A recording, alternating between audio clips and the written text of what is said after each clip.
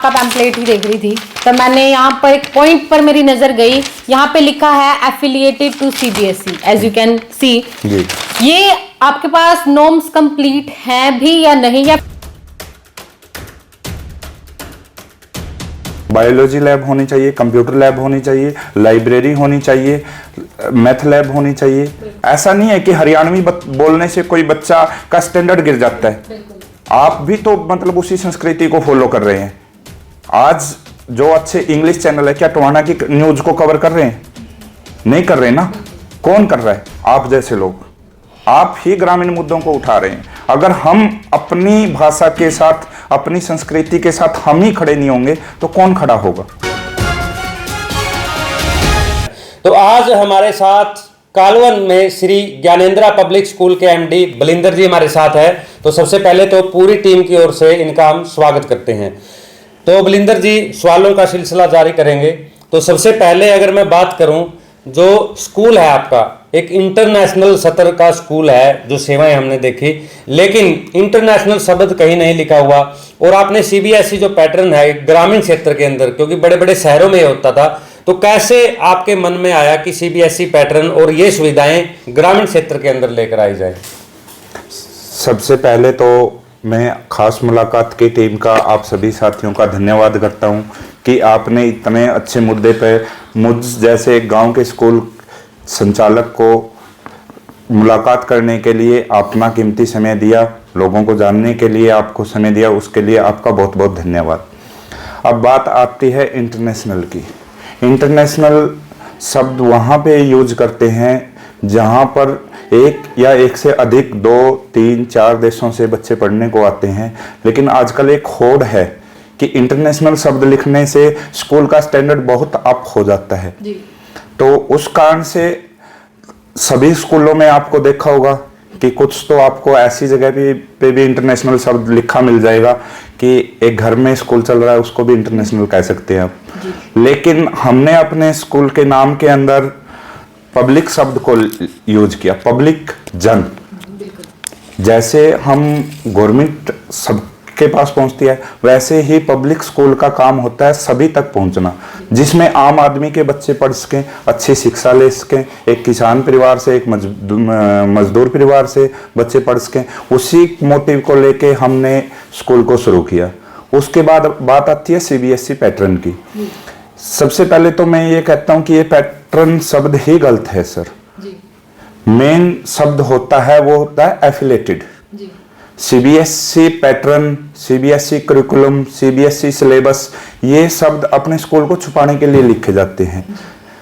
जो स्कूल जिस भी पाठ्यक्रम से संबंधित होता है, चाहे वो आईसीएसई हो, सीबीएसई हो, हरियाणा बोर्ड हो, पंजाब बोर्ड हो, जहां से भी वो होता है, तो जिन स्कूलों के पास मान्यता होती है वो एफिलेटेड शब्द का यूज करते हैं। बाकी लोग पैटर्न, सिलेबस, करिकुलम ऐसे शब्द यूज करते हैं सर। सर मेरा आपसे सवाल है, जो बच्चे आपके स्कूल में पढ़ने के लिए आ रहे हैं, आपके स्कूल द्वारा उन बच्चों को क्या कुछ सुविधाएं दी जा रही है? हमारे स्कूल के अंदर सुविधाएं के तौर पे सबसे पहले तो अगर हम देखे जाएं, किसी स्कूल की सबसे अच्छी सुविधा जो होती है वो होती है अध्यापक, अच्छे क्वालिफाइड टीचर्स, संस्कार दे सकें बच्चों को, उनको प्यार से पढ़ा सकें, उनकी प्रॉब्लम को समझ सकें और उनको हमारी भाषा में भी समझा सकें।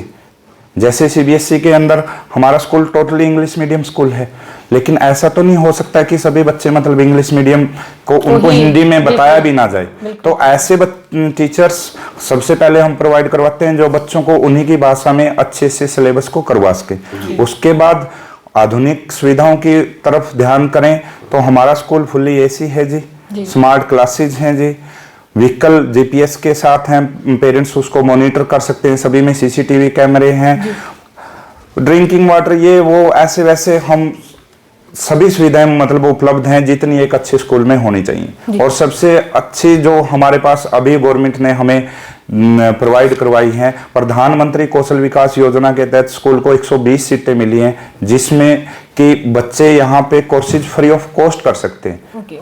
और जो गवर्नमेंट उनको सर्टिफिकेट मिलेगा वो गवर्नमेंट ऑफ इंडिया की तरफ से मिलेगा। खेल नर्सरी है स्कूल में। बच्चों के लिए प्ले ग्राउंड के लिए क्या कुछ सुविधा है? प्ले ग्राउंड के लिए हमारे पास बॉक्सिंग की स्पोर्ट्स नर्सरी है सर, जी। खो खो के लिए, एथलेटिक के लिए हमारे पास है, वॉलीबॉल के लिए है। जो प्ले ग्राउंड बच्चों के लिए होना चाहिए वो सभी प्ले ग्राउंड यहाँ पे हैं, और वातावरण बिल्कुल शांत वातावरण है, आप महसूस ही कर रहे होंगे। बलिंदर जी, अभी मैं आपका पैम्पलेट ही देख रही थी तो मैंने यहाँ पर एक पॉइंट पर मेरी नजर गई। यहाँ पे लिखा है affiliated to CBSE, as you can see. ये आपके पास नॉर्म्स कंप्लीट है भी या नहीं, या फिर just to attract the parents कि भाई पेरेंट्स को लुभाने के लिए आपने इस शब्द का, इस भारी शब्द का इस्तेमाल कर लिया हो? तो इस भारी शब्द के बारे में तो मोनिका जी मैं आपके दर्शकों को पहले ही बता चुका हूं कि एफिलेटेड शब्द वही स्कूल यूज करते हैं जिनके पास ऑलरेडी एफिलेशन होती है, नहीं तो यहाँ पे पैटर्न, सिलेबस, करिकुलम ऐसे शब्दों का प्रयोग किया जाता है। और ऐसा नहीं है कि आज देखिए डिजिटल इंडिया का जमाना है जी, आपको थोड़ा सा जागरूक होने की जरूरत है जी। आप सीबीएसई की साइट पे जाएं, वहां पे एफिलेटेड स्कूल की लिस्ट निकाल लें, आपके पूरे क्षेत्र की आप एफिलेटेड लिस्ट देख सकते हैं, कौन वहां पे प्रिंसिपल है, कहां तक एफिलेटेड है, वो सारी चीजें आप वहां पे देख सकते हैं जी। हरियाणा बोर्ड ऐप को ऐसे ही ट्रैक कर सकते हैं, आईसीएसई बोर्ड को ऐप ऐसे ही ट्रैक कर सकते हैं। मोबाइल में सिर्फ सर्च ही तो करना है आपने जी, बिल्कुल ठीक। तो बलिंदर जी, मान्यता प्राप्त स्कूल में ही बच्चों को भेजना क्यों जरूरी है? सर, आज जो पिछले 10 साल से गवर्नमेंट चल रही है और आज इस गवर्नमेंट ने इतना इम्प्रूव किया है, आप अच्छी प्रकार से जानते होंगे। हर बार एक छोटी से छोटी चीजें अभी गवर्नमेंट ट्रैक कर रही है। अभी पीछे सिर्फ यूडाइज फॉर्म होता था एक स्कूलों में, वो एज ए फॉर्मेलिटी यूज होता था, लेकिन पिछले 1 साल से यूडाइज प्लस पे गवर्नमेंट ऑफ इंडिया बहुत ज्यादा काम कर रही है। आप किसी भी स्कूल का हर एक बच्चे का ऑन द रिकॉर्ड सब कुछ, अब वेट क्या था, मार्क्स क्या आए हैं, सब कुछ वो सारे रिकॉर्ड रहते हैं। और रिकॉर्ड, ये गवर्नमेंट ऐसी गवर्नमेंट है, इसके अंदर आपको बिजनेस करने के लिए, इसको के अंदर आपको काम करने के लिए, आगे बढ़ने के लिए जो भी चीजें हैं, जैसे हमारी न्यू एजुकेशन पॉलिसी आ रही है, उसके अकॉर्डिंग ही गवर्नमेंट ऐसा डाटाबेस तैयार कर पा रही है, करेगी अभी, कि उसके बिना बच्चे को सरवाइव करना ही मुश्किल हो जाएगा। अगर बच्चे का रिकॉर्ड ही नहीं होगा, आज 6th क्लास में आपका बच्चा पढ़ रहा है, उसको कोई जरूरत नहीं है, रिकॉर्ड नहीं मांगेंगे, लेकिन आज से 7 साल बाद, 8 साल बाद जब उसको रिकॉर्ड की जरूरत होगी, जब वो गवर्नमेंट जॉब करेगा, तो वो रिकॉर्ड कौन अवेलेबल करवाएगा? अगर स्कूल के पास मान्यता ही नहीं होगी, स्कूल के का रिकॉर्ड से भी नहीं होगा, तो बच्चे का ऑथेंटिकेट कहां से होगा? अभी आपको पता है लेटेस्ट जो ट्रेंड चल रहा है, बच्चे +2 के बाद, हमारे एरिया में तो ये खासकर चला हुआ है, कोई कनाडा जा रहा है, कोई यूएसए जा रहा है स्टडी के लिए, कोई ऑस्ट्रेलिया जा रहा है। जब एम्बेसी की तरफ से वेरिफिकेशन आएगी उस बच्चे की, कोई भी रिकॉर्ड उन्होंने मांग लिया, तो वो कौन प्रोवाइड करवाएगा? और यही कारण है कि हमारे विद्यालय के हर साल 5-7 बच्चे बाहर जा रहे हैं +2 करने के बाद। तो सीनियर सेकेंडरी स्कूल आपका है, कक्षा +1 की बात करें, कक्षा +2 की बात करें, क्योंकि विभिन्न शाखाएं होती हैं, आर्ट्स की, कॉमर्स की, मेडिकल, लैब की बात कर लेते हैं, चाहे वो हरियाणा बोर्ड की बात हो, सीबीएसई बोर्ड की बात हो, पंजाब बोर्ड की बात हो या आईसीएसई बोर्ड की बात हो, तो क्या जब आपको मान्यता दी जाती है उसके अंदर ये जरूरी होता है कि लैब जो है ये सभी होनी चाहिए, ताकि बच्चे इनसे भी प्रैक्टिकली जो है सीख पाएँ? क्योंकि अक्सर ऐसा देखने को मिलता है लैब होती नहीं है और कक्षाएं जो है +2 तक होती है, क्या कहेंगे आप? एफिलिएशन का जो प्रोसेस होता है सर, वो पूरा का पूरा नॉर्म पे ही आधारित होता है, चाहे वो सीबीएसई है, आईसीएसई बोर्ड है, हरियाणा बोर्ड है, वो सभी अपने बायलॉज, एफिलिएशन बायलॉज बनाते हैं, और वो बायलॉज पढ़ने के बाद ही आपको अपना इंफ्रा खड़ा करना होता है, और वो सारी चीजें कंप्लीट जरूरी होनी होती हैं। जैसे अभी आपने साइंस स्ट्रीम के लिए बोला, साइंस स्ट्रीम के लिए आपकी फिजिक्स लैब होनी चाहिए, केमिस्ट्री लैब होनी चाहिए, बायोलॉजी लैब होनी चाहिए, कंप्यूटर लैब होनी चाहिए, लाइब्रेरी होनी चाहिए, मैथ लैब होनी चाहिए, ये सारी सुविधाएं आपको प्रोवाइड करवानी होगी। और सीबीएसई में तो ऐसा है कि हर एक स्कूल की जब एफिलिएशन मिलती है, वो एक वीडियो बनती है, और वो वीडियो हमेशा यूट्यूब पे रहती है। आप हमारे स्कूल की हो चाहे किसी की भी हो, जब एफिलिएशन प्रोसेस होता है तो वो देख सकते हैं उसमें वो सारी की सारी चीजें। और आजकल तो मैं आपको लेटेस्ट बता देता हूं कि लेटेस्ट सीबीएसई ने तो एआई को यूज करना शुरू कर दिया है। अगर थोड़ी सी भी कमी होती है तो वो एआई सिस्टम ऐसा आ गया कि लाइब्रेरी में वो बुक्स गिन के बता देते हैं कि आपकी लाइब्रेरी में बुक्स कितनी हैं। तो बिना ये सारे प्रोसेस के कोई भी स्कूल एफिलेटेड नहीं हो सकता। कुछ कॉमन सी चीजें हैं, माँ बाप देख सकते हैं। सबसे पहले सभी बोर्ड में लगभग 2 एकड़ की जमीन होना सीनियर सेकेंडरी स्कूल के लिए नेसेसरी होता है। वो एक पेरेंट्स, कोई भी सीधा साधा आज ग्रामीण अंचल का पेरेंट्स भी किसी स्कूल में एंट्री करते ही बता सकता है कि क्या स्कूल के पास 2 एकड़ की मिनिमम जमीन है सीनियर सेकेंडरी बनने के लिए। कोई भी देख के बता सकता है। क्या रूम अच्छे खुले हवादार कमरे हैं, ये सारी चीजें देख सकते हैं। बाउंड्री वॉल प्रॉपर है, मैं जो आपका बच्चा है वो कहीं ऐसा तो नहीं है कि सड़क पे घूम रहा है। ये सारी तो चीजें बलिंदर जी, अगले सवाल की अगर हम बात करें तो आजकल होड़ है, कोई कहता है मेरे बच्चे पर स्कूल में एसी होना चाहिए, कोई कहता है मेरे बस में एसी होना चाहिए, मेरे बच्चे पर ये मिलना चाहिए, वो मिलना चाहिए। लेकिन अब जो है एडमिशन का टाइम है, सभी अभिभावक अपने अपने जहाँ एडमिशन के स्कूलों में जा रहे हैं, तो सबसे बड़ी चीज क्या है, कौन सी वो चीजें हैं जो पेरेंट्स को देखनी होगी सबसे पहले स्कूल के बारे में? देखिए, अगर मैं आपको अपने बारे में बताऊं कि मैं एक किसान परिवार से बिलोंग करता हूं और हमारे यहाँ पे 2 ही चीज़ों की आज लड़ाई चल रही है किसान परिवार में। एक फसल की लड़ाई है जिसको आपने देखा ही है, दूसरी हमारी नस्ल की लड़ाई है। आज कहीं ना कहीं हमारा भविष्य किसी और ट्रैक पे जा रहा है और जिसके कारण आज बाहर के चक्काचौंध के कारण हम अपनी जड़ों को भूलते जा रहे हैं। हमारी ग्रामीण संस्कृति, हमारी भारतीय संस्कृति, ये एक ऐसी संस्कृति है, इसको भी हमें जिंदा रखना होता है। अभी थोड़े दिन पहले की बात है, हमारी खाप के अंदर, बनियान खाप के अंदर मतलब कि प्रधान जी बने, उनसे भी मैंने कहा कि दादाजी आप कभी मतलब विद्यालय आए ताकि हम अपने बच्चों को बता तो सकें कि ये होता क्या है, पंचायत होती क्या है। आज हम छोटी सी बात पे पुलिस कंप्लेंट करते हैं, लेकिन पहले कभी ये मान के चलो कि इतने बड़े बड़े मुद्दे पे भी नहीं होती थी। तो हमारी जो संस्कृति है, ऐसा नहीं है कि हरियाणवी बोलने से कोई बच्चा का स्टैंडर्ड गिर जाता है। आप भी तो मतलब उसी संस्कृति को फॉलो कर रहे हैं। आज जो अच्छे इंग्लिश चैनल है, क्या टोहाना की न्यूज को कवर कर रहे हैं? नहीं कर रहे ना। कौन कर रहा है? आप जैसे लोग।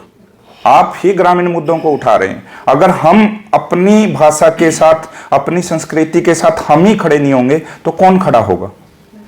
तो मैं तो ये मानता हूं कि बच्चों के लिए 80%, 90%, 95% नंबर जरूरी नहीं है, संस्कार जरूरी है। अगर आपका बच्चा संस्कारी है, उसके नंबर कम भी हैं, वो आए गए की इज्जत करना जानता है और वो अच्छे से अपने से बड़ों से बोलना जानता है और उन चीजों पर ध्यान दिया जाए तो वही हमारी अच्छी शिक्षा है। और आज के समय में हमें ओरिजिनल शिक्षा की ज्यादा जरूरत है। एक बीए पास का बच्चा फॉर्म नहीं भर पाता बैंक में, पैसे डिपॉजिट करने में उसको दिक्कत आती है। आज हमारे किसानों को क्या होता है, मेरी फसल मेरा ब्यौरा, एक वो है। हमारी कोशिश है इस साल से कि हम कम से कम एक लेक्चर ना उनको प्रैक्टिकल नॉलेज का लगाएं, उनको बताने की कोशिश करें कि हमें किस एजुकेशन की दुनिया के अंदर जरूरत पड़ेगी जीने के लिए। बिल्कुल। उनको बच्चों को विजिट करवाया जाए, सेक्रेटरीट का विजिट करवाया जाए, उनको ऑनलाइन काम करना सिखाया जाए, उनको बताया जा सके कि ऑनलाइन सुविधाएं जो दे रही हैं वो अपने माता पिता का मोबाइल से आप उन चीजों को कैसे पहुंचा सकते हैं। जी, हमारे इस प्रोग्राम के माध्यम से आप अभिभावकों को क्या संदेश देना चाहेंगे ताकि बच्चे का भविष्य उज्जवल हो? हम आपके इस प्लेटफॉर्म की वजह से, इस प्रोग्राम के माध्यम से माता पिता को एक ही संदेश देना चाहते हैं कि सबसे पहले किसी के कहने से आप एडमिशन मत करवाएं या कोई लोक लुभावन वादे देख के ना करवाएं। सबसे पहले अपने बच्चे के भविष्य को सुरक्षित करें। कोई जरूरी नहीं है कि आपको श्री ज्ञानेंद्र पब्लिक स्कूल में ही एडमिशन करवाना है। आप जहां पे भी एडमिशन करवाएं वो उस संस्था के पास एफिलिएशन नॉर्म कंप्लीट होने चाहिए। हरियाणा बोर्ड से हो, पंजाब बोर्ड से हो, सीबीएसई से हो, आईसीएसई से हो। आप एक जिसके अंदर आपके बच्चे का प्रॉपर रिकॉर्ड हो सके, जहां पे अच्छे अध्यापक हों और जहां पे आपके बच्चों को संस्कारों की भी शिक्षा दी जाए, आपकी संस्कृति को बचाया जा सके, उस विद्यालय के अंदर आप अपने बच्चों का एडमिशन करवाएं। जी, सिलेबस पे चलते हैं।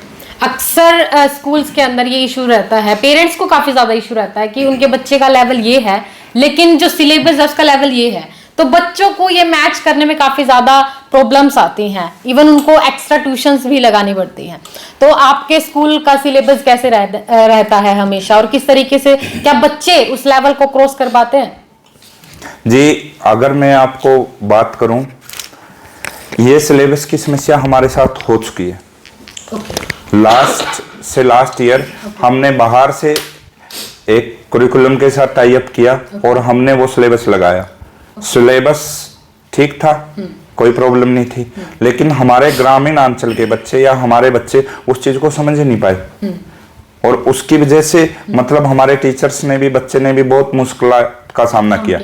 उसके बाद हमने जो हमारा सिलेबस पहले था और जो अब है, हम क्या कोशिश करते हैं कि मान के चलो कि बच्चे का लेवल यहाँ पे है, हम यहाँ पे रखते हैं सिलेबस को, वहां पे नहीं रखते कि बच्चे को समझाया जा सके। हमारे टीचर्स को तो मैं हमेशा बताता हूँ कि कहता हूँ कि बच्चों को प्रैक्टिकली समझाने की कोशिश कीजिए। अगर बच्चा कोई प्रैक्टिकली करके सीखता है तो वो ज्यादा याद रहता है उसको। विजुअल के माध्यम से, हमारे सारे स्मार्ट क्लासेज हैं, विजुअल के माध्यम से ज्यादा मतलब बच्चा सीखता है।